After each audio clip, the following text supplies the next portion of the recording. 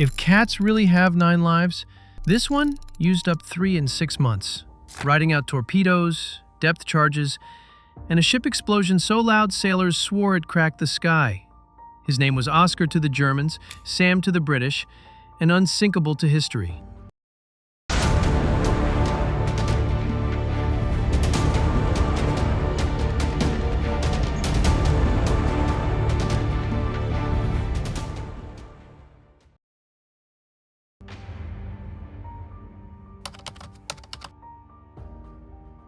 May 1941. The German battleship Bismarck slips out of Gotenhofen harbor under pre-dawn fog. Guns polished, crew of 2,200 humming patriotic songs. No one records how a black and white cat boarded.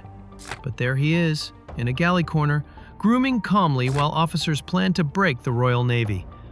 Sailors name him Oskar, after the O flag on naval signal charts, meaning man overboard.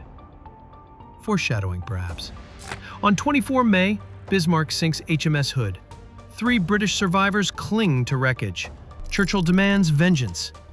3 days later, torpedoes from HMS Ark Royal's swordfish planes cripple Bismarck's rudder. British cruisers rain salvo after salvo. Flames reach the cordite stores. As Bismarck rolls, Oskar sprints across a tilting deck slick with seawater. He reaches a floating plank, moments before the enormous ship slides beneath the Atlantic. His first life? Spent. Destroyer HMS Cossack plucks 115 Germans from the ocean. A sodden tuxedo cat climbs the cargo net, blue eyes wide but unblinking. The crew dries him by boiler heat, feeds him corned beef scraps, renames him Unsinkable Sam, and stitches a tiny Union Jack collar. He becomes ship's mouser and morale mascot. When off-watch gun crews scratch his ears, they swear the cat purrs loudest at the vibration of turbines, like he's memorizing the ship's heartbeat. Cossack escorts North Atlantic convoys through wolf pack gauntlets. Sam prowls passageways, tail high, as depth charge blasts rumble below decks. October 24th, 1941. U-boat U-563 fires a torpedo that shears off Cossack's bow.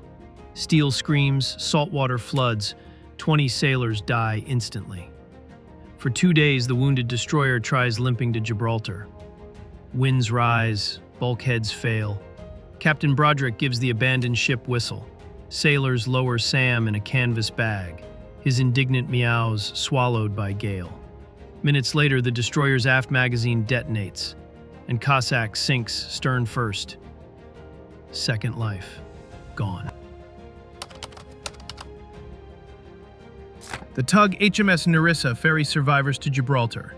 There, Sam steps onto the aircraft carrier HMS Ark Royal, the same flat top whose swordfish crippled Bismarck. Superstitious airmen joke that a cat who watched their torpedoes hit the mark must be lucky.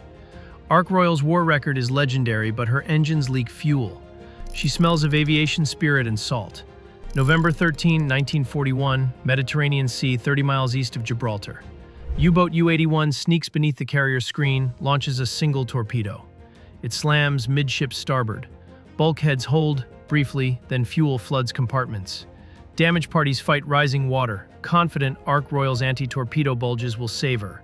Sam perches inside the wardroom doorway, ears pinned by shockwave thuds, eyes tracking water creeping across teak planks.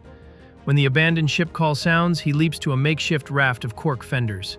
Sailors watch, astonished, as a small tuxedo cat balances precisely, while a 2,200-ton carrier lists 27 degrees and disappears. Third life, spent. Sam surfaces, still clinging to the cork, whiskers salted but otherwise immaculate. In Gibraltar, the Navy releases a communique. Unsinkable Sam has again survived catastrophe. Cartoonists draw him wearing a tin helmet, batting away torpedoes. The Admiralty PR office distributes a sepia portrait, Sam on a coil of hawser, eyes half closed, ears forward, captioned, "Live long and prow spur." The photo circulates faster than casualty lists. Families clip it from papers, pin it above ration cupboards, whisper that perhaps they too can withstand wave after wave. Yet there is nervous laughter. What if Sam is less talisman and more harbinger? 3 warships, 3 sinkings, countless dead, the Navy decides his seafaring days are over.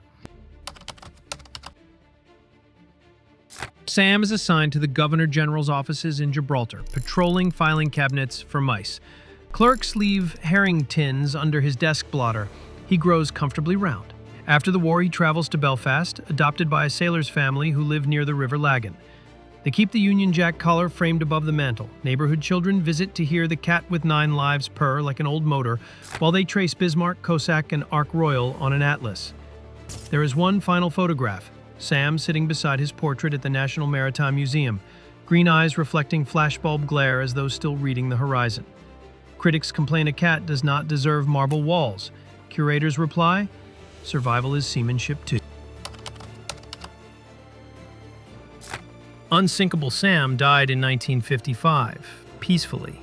No sea in sight. If cats really have 9 lives, 6 remained unused. But perhaps life is measured not in number, but in how tightly one clings to floating debris when everything familiar slips beneath the waves. Sam's story reminds us that courage can wear fur. Heroism sometimes pads quietly across a tilting deck before springing toward the next safe plank.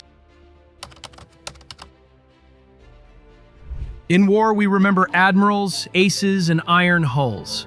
Yet tucked inside ship logs are smaller stories. A half pint of persistence that outlasts navies. Unsinkable Sam carried nothing but instinct. Yet he stitched 3 crews together with a simple idea. If the cat survived, maybe we will too. And in a world torn by torpedo trails, that was reason enough to sail another day. If Sam's 9 lives kept you afloat, subscribe to DocuTube. Next episode, we chase a teenage scientist who nearly built a nuclear reactor in his garden shed. Proof that danger doesn't always sail on salt water. See you then.